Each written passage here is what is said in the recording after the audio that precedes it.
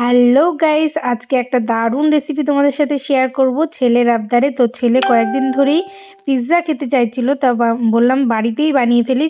তো দেখো, একটা পিৎজা বেস নিয়ে এসেছি আমি, তার মধ্যে নিয়ে দিলাম টমেটো কেচাপ আর একটু রেড চিলি সস। তো আমার কাছে পিৎজা সস ছিল না, আমার কাছে যা যা ছিল তাই দিয়ে আমি কিন্তু বানাচ্ছি। তো দেখো পিৎজা হচ্ছে সসটাকে ভালো করে মাখিয়ে নিয়েছি। এবার দেখো, আমি চিকেন রান্না করেছিলাম, সেই চিকেন একটু বাঁচিয়ে তুলে রেখেছিলাম সলিড পিস, তো সেটাকেই টুকরো টুকরো করে দিয়ে দিলাম। আর দিয়ে দিলাম দেখো পেঁয়াজ কেটে রেখেছি ডুমো ডুমো করে, আর হচ্ছে ক্যাপসিকাম। তো আমি একদম সিম্পলভাবেই কিন্তু বানাচ্ছি। তো কেমন লাগলো তোমরা সবাই একটু জানিও। তো দেখো, সমস্ত কিছু দিয়ে এবার হচ্ছে মেন জিনিস পিৎজার, সেটা হলো চিজ।